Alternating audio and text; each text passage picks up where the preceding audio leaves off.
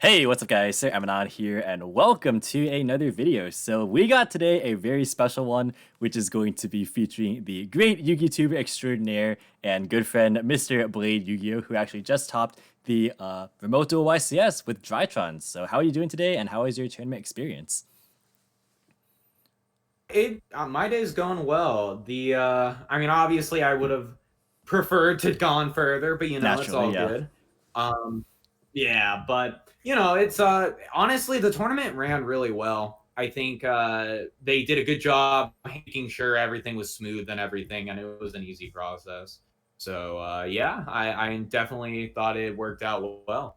Great to hear. And was there anything like super different about like just playing remote duels versus, obviously it's a different experience from playing physical cards, but was there anything that you felt like added to or detracted from the experience, perhaps? Yeah, so I mean, personally, I don't think there's any better experience than being able to play like with real cards. Hmm. Like that's just me. I love being able to use real cards, hand shuffle, being able to interact with my opponent through voice and everything. I think it's awesome to be able to play real life. And while I don't think remote duels are as good as like actual tournaments, obviously, I think this tournament ran really well. Now there are like some problems with remote duels. For example, I'm not sure if I should name anybody, but I did play against a cheater one of the rounds. Oh, really? Um, yeah, so fortunately I won that round because we caught them in the act, but it was like a whole thing. I don't know if like I should name them or anything. So for right now, I'm gonna hold Yeah, off I, from I it. think that's a good idea to kind Um, of hold for now, but yeah. yeah. But yeah, no. Otherwise, I mean, the tournament went great. All my opponents were really chill. Yeah, no, I thought it worked out well. All right, so you played Drytron for this event. Any particular reason why you chose this deck over other decks in the format? Yeah, so I feel like for me as a player, when it comes to picking decks, I feel as though typically you want to pick a deck with the highest ceiling. Um, and that's not always the case. There's going to be like instances where, for example, I don't think Dragon Link was the highest ceiling deck in Spiral format of 2020, but I think Dragon Link was the best deck that format because it had a really high ceiling and was really resilient. There's also an argument for Lunalight and whatnot, but the point being, I think this deck specifically was very resilient through its engine alone. Um, and I felt like as you'd get rewarded for playing this deck if you played optimally and like built the deck properly. And I felt like I definitely did get rewarded for picking the highest ceiling deck of the format. Now I will say, like, Prank Kids is a really good deck. That's the deck I lost to in top 16 against Pack. Um, there's an argument for like playing Prank Kids and whatnot. I personally am going to stick with Drytron. I think having the highest ceiling and not needing to rely on non-engine cards is really strong. Like your engine alone can break a ton of boards. So I feel like it also makes the deck just a lot more consistent where obviously you can make the argument like, oh, Prank Kids is a one card combo deck, so it's more consistent. Yes, but also Yu-Gi-Oh is a game where you have a 5 card opening hand. And there's a lot of situations where if you play Prank Kids, you open like 4 names and you just auto lose. Whereas this deck, if you draw 4 Drytrons, obviously that's a really good thing. So that's like something else I'd like to mention about the deck. I think typically if your engine can suffice for a tournament, then typically that's a really good option going into it. All right, and do you have any like notable rounds or matchups or anything you want to say before you hop into the list here? Sure. Yeah, I think one thing I'll mention is this YCS in specific was very diverse. Like through my top or through day 1 and day 2 and day 3 now I did I guess it would be I played again every round back round 5 I played against Tri Brigade. Um and other than that, it was a different time. I didn't play multiple Print Kids, Sky Striker, Virtual World, all of that. And I mean, it goes to show that this is a very diverse. I think the power ceiling of the decks are very low right now compared to what they usually are, which isn't a bad thing. I think it opens the door for more decks to be able to thrive. And that's what I like about this format. I think it's a very diverse format. It rewards tech, and I think when you're rewarded for a combination, that's when I think the format gets really good. So yeah, I'm a big fan of it. Yeah, I totally agree. I think that like a lot of the decks are kind of focused on just establishing their engine and then just having a lot of follow up to be able to grind, which is definitely different from what we've seen Exactly. in like really high power like full combo, just complete, just like turn one kind of Exactly. formats. Yeah. Like So that's the yeah. thing with like Infernoble and Dragon Link in the past, for example, they're just like an FTK. And this deck specifically FTKs if you like are uninterrupted and whatnot, of course. I mean, obviously they're gonna have interruption because everyone's playing 15 hand traps, but yeah, no, I mean, I think this deck's really good. I think the format as a whole is awesome. And yeah. All right. So why don't we jump into the list here if you are ready? Sounds good. So I'll put my extra inside over there. And then we'll start with the basic Drytron lineup. So just so everyone knows, I guess I can mention this later, but I didn't play Dragoon in this deck. I know you're going to see a lot of Drytron lists nowadays play Dragoon. There's two reasons I didn't play Dragoon. One, a few weeks ago, I turned in my deck list before Dragoon became popular in Drytron. I mean, I knew about playing Dragoon, but it wasn't something I had the time to test. So I just opted for like what I've been testing. Understandable. So yeah, so I played 3 alpha, 3 zeta, only 2 gamma and 2 delta.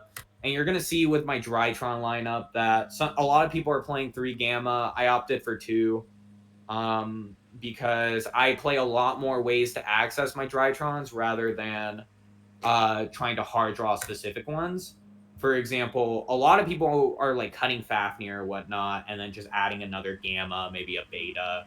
But instead, I'm playing cards like Foolish Burial and more Fafnirs in order to get the specific pieces I want, rather than like drawing specifically gamma. Although gamma, I could see myself, to be honest, cut a Foolish Burial for gamma just because. And I'll talk about Foolish Burial later, but that card does have some problems that I'm not a fan of. But yeah, so this is like the standard Drytron lineup. I wanted at least 2 of all of them because if you get like D-Crowed or Cycle Readered on one of these, you'll still have another one to use later. So yeah. And then so that's it for the Drytron lineup. I didn't play beta. Like I said, instead of just sending beta, I opted to play more of these guys. So that way, like when I get banished, I can just send another one later with Mu Beta. So yeah. Then for the fairies, I played 3 Diviner. I don't know how much this card is now, but rest in peace, budget players. 3 Orange Light and 2 Eva. So some people are playing 1 Eva. I personally am on the 2 Eva train. There are a lot of the times in the tournament where, especially because I'm not playing Dragoon, you make Beatrice a lot and just pass on it if you're like worried they're going to have more hand traps and don't want to play into them. So it's important to have Beatrice and double Eva, because if you're passing on Beatrice, this guarantees 2 Solemn Strikes in your hand with the double Eva. So that was very relevant. Another thing to keep in mind is Beatrice is a fairy, and Eva can banish from field. So if you're using Beatrice, you can actually go Eva effect, banish Beatrice from field for cost. Just like depending on the situation. Like if you're playing against Shadal and this is your only extra deck monster, you can just banish Beatrice and now they can't Shadal fusion, which can be really relevant. So yeah. So Did you ever I think find yourself? Oh, sorry. Did you ever find yourself using Eva as like material for Mu Beta Fafnir in any cases? Oh, definitely. That does come up a lot. There's so the thing with Eva as well, like you're saying, is that you can use it for Mu Beta, which is one reason I'm fine with playing 2, is because like worst case I can make a Mu Beta and then be able to do stuff. Um there's like situations where you draw Eva Diviner and then that just sucks. Or like where you draw Eva and then you need to search or a 10 diviner in order to play the games, and then you can't really use Eva for anything. But like most of the time, Eva was like fine. I didn't really mind drawing it. If anything, it made my hands more resilient because then I can search. So like let's say I draw Eva, I can use Beatrice, search Orange Light, and then this just forces through more hand traps or disruption. So that I was definitely a fan of 2 Eva. I don't think like if you play Dragoon, there's an argument to play 1, and there's a world where I would play 1 if I play Dragoon, but I think for this tournament, 2 Eva definitely worked out really well. I think both are like it's fine to play 1 if you want to, but I'm just like on the 2 Eva train. So yeah. So that's like the main fairy package, and then we're on to the rituals. So this is also going to be a little questionable because not like this section is really up to debate depending on like the player. Personally, I think 5 is a really good ratio because I don't play Dragoon. Like, and you're going to hear me say that a lot because Dragoon really changes the deck a lot and like your ratios and everything. Um, when you're playing 5, this is the best number for the grind game. So in theory, you go through like 3, let's say you go through 3 rituals turn 1. That means you have 2 follow-up alpha uses. And typically turn 1, you get hand trapped to oblivion, you pass. Then you get into the grind game, you search another one, and then turn 3, if you do actually have that 3rd ritual, a lot of the time it steals games by itself because it just means you can use more Drytrons. And I guess what's relevant as well is like the specific ones I play. Obviously, these 2, Ben 10 Ultimate is no explanation needed. Idaten I think is really good. A lot of the time, if your Diviner gets hand trapped, you don't have another level 6 to use for Beatrice. So having Idaten is very relevant because then once you make Mu Beta, you can search Idaten and you go Idaten effect, add back the ritual spell, then summon Ben 10. So even though your Diviner's only level 2, now you have 2 level 6s for Beatrice, and then you can full combo from there. So Idaten was really good in that sense. It's also really good for link climbing because there's a loop with Mu Beta where you just keep using a Mu Beta material, summon an Idaten, add back the ritual spell, link off with Idaten, and then ritual summon him back and keep doing it. And like I play 2 Mu Beta, which I think is pretty standard at this point. But so there were some game states where I just summoned both of these just so I could keep link climbing with Idaten. So that was really good. Idaten was definitely an MVP. But I think like the biggest MVP is this guy. Draconids, this is like the best card in the deck. This that is card the is reason crazy. you can like yeah, I don't know why people don't play it. This is the reason why you can play through cards like Droll and everything. Because people are like, oh, you get Drolled, you pass. That's not true. You have to play knowing that Droll exists, right? But the way you play around Droll is you either add Draconids, like let's say you already draw Medionis. Basically, your first search gets you one of these 2, or you already hard draw on one of these 2. And you just send the other Mu Beta. with the Mu Beta, Exactly. right? Yeah. So it's this card's like absurd. There's also a lot of game states where it's very relevant because it's a machine ritual. So that means specifically you can search this off of something like Cyber Emergency or Alpha, and then you can use this as a ritual material in order to summon another ritual. And then put more bodies on the board, basically. So Draconids was like MVP, 100%. There is funny story. Round 8, I played against Salamangreat, and he used Artifact Scythe game 2, and then I just summoned Draconids and broke his entire board, and then I won after that. Yeah, that's actually the other thing I was going to ask, which is like, did you ever use the effect to just like assure piece the entire field? Yeah, oh, it's so crazy when you do it. It's like this card just has so many random effects that will come up. Oh, this card's so good. So yeah, if you're not playing this, I definitely think you should test this out. It's like insane. And the last card, which is like definitely questionable, is Natasha. I needed a 5th name for the deck. and I didn't know if it should be Natasha or something else. But I've been testing with Natasha to the point where I felt like it comes up enough as the 5th name to play it, so I just played it. But this could be something else realistically, like another ritual. There's also a world where you just cut it all together, depending on how grindy the format is. So I thought it was good. It came up a few times, but like in general, it's not like the end of the world if you don't play it. So what other So yeah, rituals so that would you consider like in place of Natasha? Just out of curiosity. So there were a few. One I was thinking about was actually, as weird as it sounds, a second Idaten, because I almost felt like there's no, like, Natasha's a level 5, which is really awkward.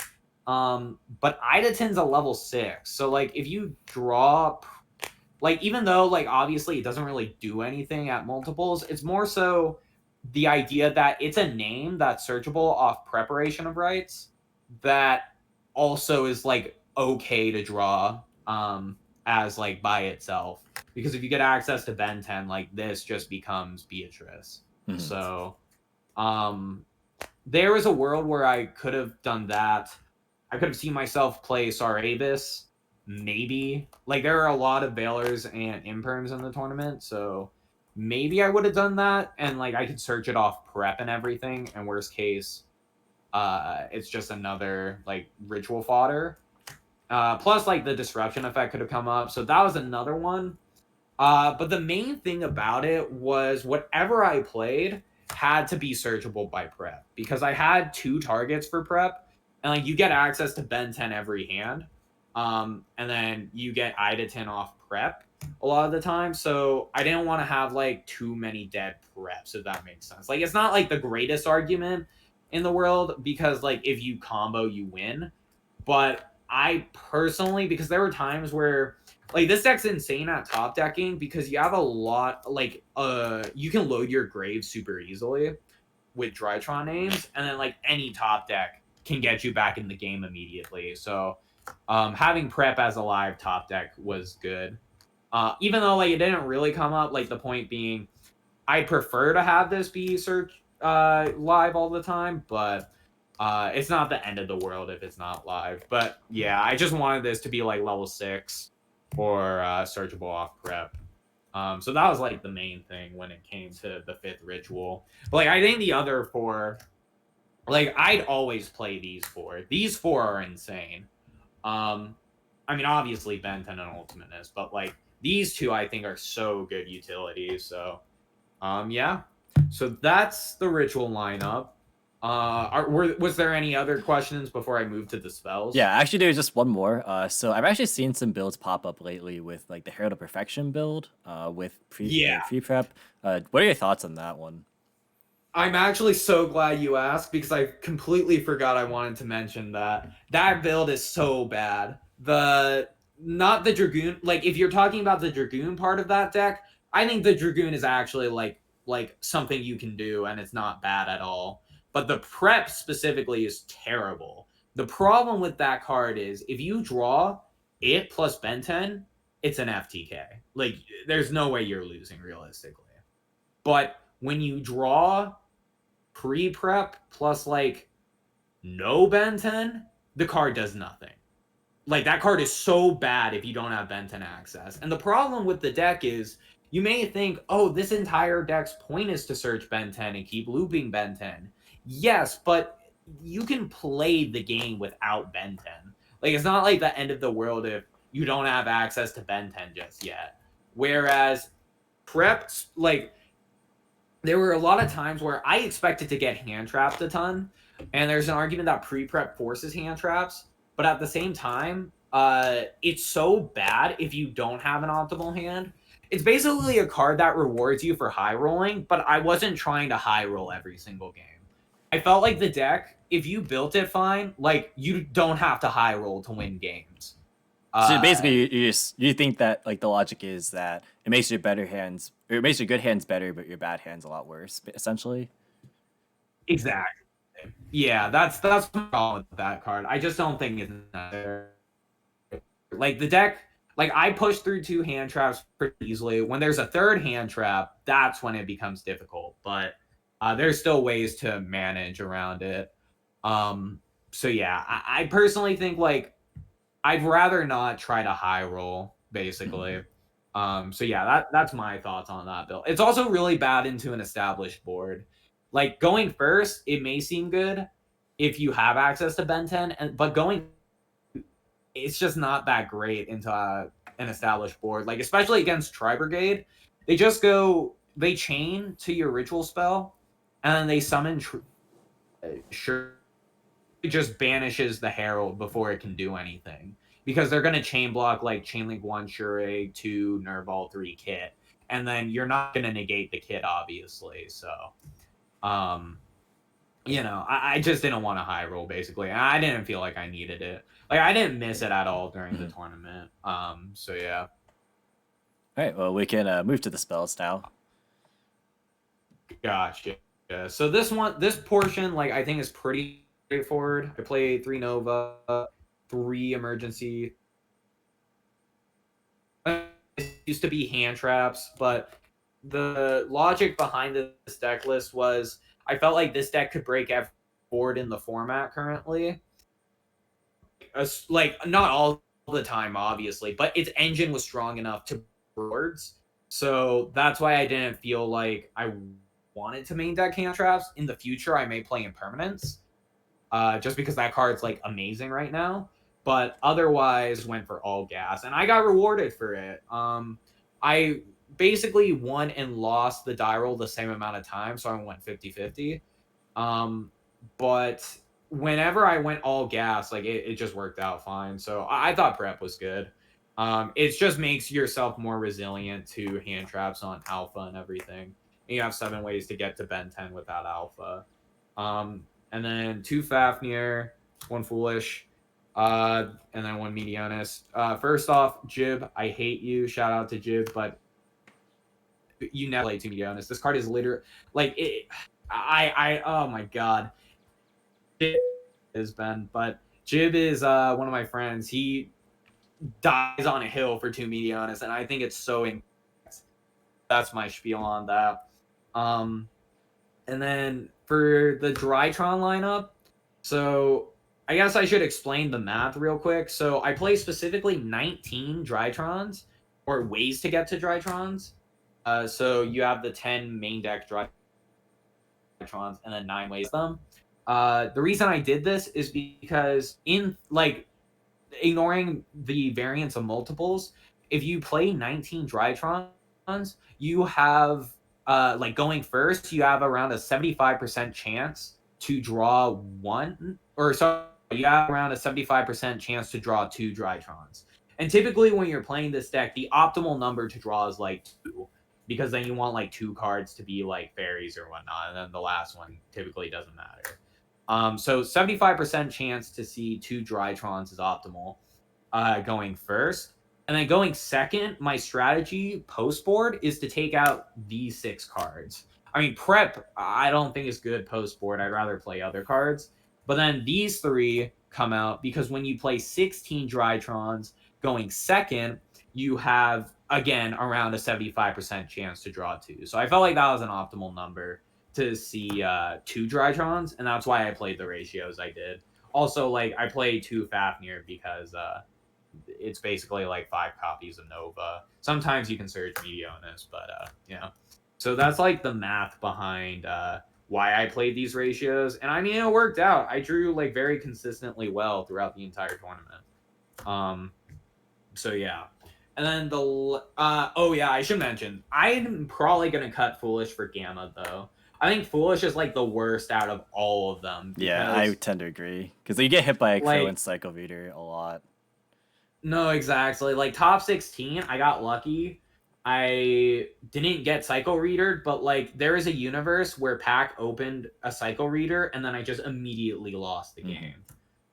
Even though I didn't have another Drytron in that hand, like I had to go Foolish for Alpha, and so this would have been a Gamma. I still think it would have been correct to have Gamma in that hand over Foolish. It's also a worse top deck than just like any Drytron name like later down the line. Exactly. Exactly. Like I think Foolish is terrible now. So this was like the one thing I think is definitely changing about my list. Um, I just like don't think it's correct. It's just like plays into everything. But yeah, and then the last four cards are just three tactics, one call by. I actually had to buy tactics before the Oh tournament, wow. like a week before because I thought this card was just broken. Because this is like a quote unquote FTK deck, you force your opponent to have a hand trap, otherwise they lose. Also, every deck's playing hand traps right now except this one, so they're bound to have one. And you either tactics draw two if you really need it, or you just rip their hand in full combo. So this card was insane. Call by was also obviously insane. I don't think I need to explain much about these. It's just all gas, no brakes. So if you Yeah. want to do that, these are the cards to play. So yeah. So that's it for the main deck. Were there any questions before I move on? Yeah, did you ever like test or did you ever miss like Pot of Prosperity to like help maybe dig for side cards or engine cards going first? Oh, I forgot to mention that. Yeah, I don't play pot. I rather so the problem with pot for me is there's definitely like a world where you can play it because I mean the extra deck utility is great, but it's not necessary. Typically, you want to banish six with pot, but like the problem that I have with pot is first off that banishing the extra deck source kind of sucks because if the game gets really, you never know if the game's gonna get because everyone's playing so many hand traps. By banishing six resources from your deck, a lot of the time, like for example, let's say you're going first, you take out three and maybe like something else if you want to banish six. This could be a resource later on that you no longer have, and Zeus is super powerful, so that's something I didn't want to give up in going into the tournament. I want to make sure I have full like my grind game on point going into it because I felt like this format got really grindy at points. Additionally, I think pot if you're playing tactics, I think pot becomes a lot worse. Mm-hmm. Or sorry, I think pot makes tactics a lot worse, I guess. It makes delta a lot worse as well. And it's not like the end of the world because pot's gonna fetch you whatever, but I mean there's like I would probably test cutting like these three and playing three pot. If I were to do that, and then maybe cutting this for like a third gamma. Um, but I liked being able to draw cards as well, like off delta and whatnot. I mean, like again, like I definitely don't think it's a problem to play pot. I definitely think if you don't expect to grind as much throughout a tournament, then I would play pot. But since I expected to grind like a ton in a ton of matchups, I felt as though it was important to have as many extra deck resources as possible. So that's why I opted to not play pot. Yep, makes sense. All right, so that'll do it for the main deck. You can do side or extra, whichever you prefer. Awesome. I guess I'll just go with extra. This one's pretty straightforward, I Yeah, would not really say. too much about this one. Yeah, like everyone knows the extra deck at this point. Like mostly. So 1 ins, 2 Arclight. Just like you need double Arclight for the grind. I also play 5 rituals, so double Arclight is even more relevant. I guess the only other thing I'll mention is if you play 1 Arclight, you have to sometimes if they break your board, Diviner just doesn't become a follow-up anymore. So you want to have the second one to have a guaranteed follow-up. And make Diviner like good throughout the entire game. So Zeus, Beatrice, Downer, W Beta. This is like the one flex spot in the extra deck. Where this could realistically be anything. This could have been a Chaos Ruler, stuff like that. I opted for this specifically because I felt like Virtual World was not like a scary matchup because I actually think Drytron's really favored, but it makes that matchup really easy. Plus, it just like is randomly good utility. Sometimes you can't attack with Mute Beta, so having Lair Lusk is great. So that was the Xyz lineup, and then I played Boral Sword. This is the only other thing. Some people play Access Code. I play Boral Sword because the extra 700 is super relevant because all your Drytrons are 2K. So this is exact lethal, whereas if this was an Access Code, this is not lethal. So I just felt like I wasn't really concerned about it only requiring 2 effect monsters or whatever. I just felt like being able to guarantee game was more important. Apo, this is technically a flex spot, but I play it. And the Nightmares, IP, and Link Revo. You have to play IP if you don't play Verte, because there's game states where like you go IP pass if like push comes to shove. So yeah, so that's my extra deck. Were there any thoughts, or should I move to the side? No, I think that's about as straightforward as it gets. Yeah. Okay, so for the side deck, going into this event, I'm like, okay, I don't expect like the most Drytron. Like I only played one Drytron. I expected a lot more like mid-range and control-y decks. So I'm like, all right, I'll just side really hard for the mirror match. If push comes to shove, I'll have a ton. But I also need to make sure my hand traps that I side have overlap. So 3 nib. I think this was a really good call for this event, whether it be Salmon Great or Prank Kids or whatever the heck. Against Virtual World, I think this is just such a good catch-all against those types of decks.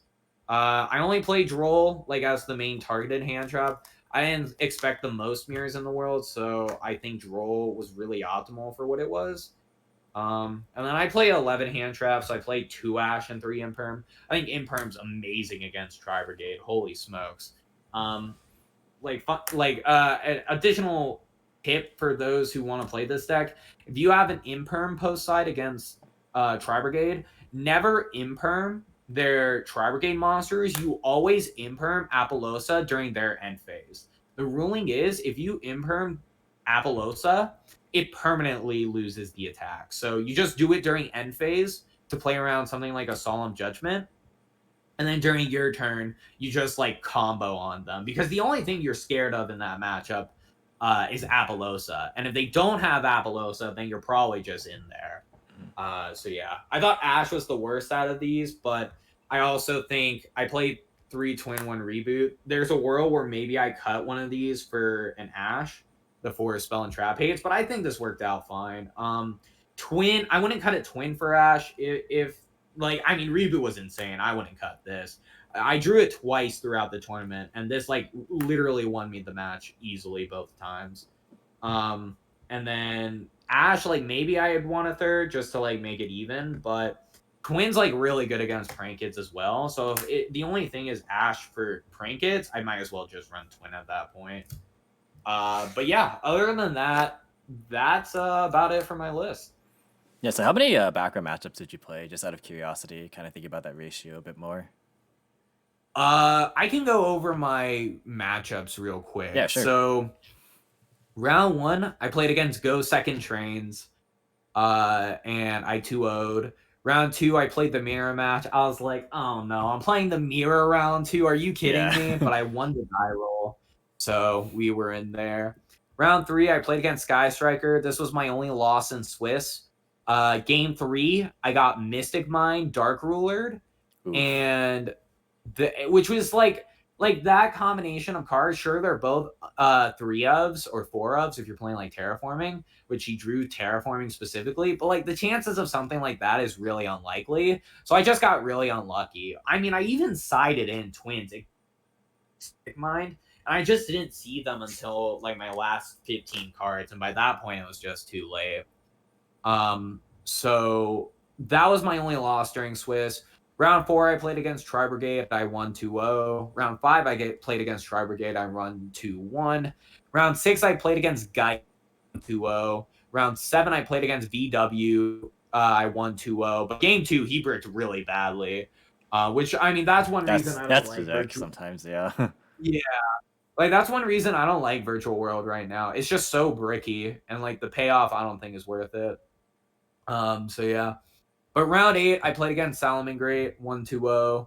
Round 9, I played against Numeron OTK. I won 2-1. Whoa. So, yeah. Yeah, I'm not going to say anything about that round. That was a crazy round. And then round 10, I won against Infernoble 2-1. And then round 11, I thought I was going to lose because I played against my worst matchup, which is Shadal Invoked Dogmatica, but he opened triple Alistair game 1. Fortunately, if he opened Winda, I think I was just gonna lose, but he didn't, so we were vibing. And then game 2, he had like an insane hand, but I had Droll and he didn't have Gamma, so I just went after that. Yeah. Yeah. Then top cut, I played against my friend Bosch. Shout outs to Bosch. He's awesome. He was running Gnister, but like when I'm playing Drytron, like Gnister has a terrible Drytron matchup because it's like the one deck that can really effectively deal with the towers guy, and all of that, like with everything else. So I won 2-0. And then top 16, played against Pack. I would say I got unlucky again, like, and this isn't to throw shade at Pack. I'm really happy he's doing so well. But he opened triple hand trap and then a prank kid plus parallel exceed both games. So I just got destroyed. Oh yeah, because but he was you on know, Dweller, wasn't he? Yeah. Dweller, yeah. So I'm like, holy smokes, I got nade. But yeah, no. So I mean, overall, the tournament went really well. I'm happy I got a prize card at least. Yeah. That's pretty high. And yeah, that's for it. All right, cool. Any final I guess, words or shout outs? yeah, I guess I should real quick do some shout outs. First off, go to my Cali friends, all of them from Team Endgame. I mean, like, it's not like the Emanon, it's just a group of friends, basically. The next shout out I have to give, I don't know if people know this, but I'm on the luxury gaming team now. They picked me up after the YCS. So yeah, I'm a part of luxury gaming. So shout outs go to luxury. Make sure to check them out. LCSs, whatever the case may be. They're awesome people, and they have a lot of exciting stuff coming up.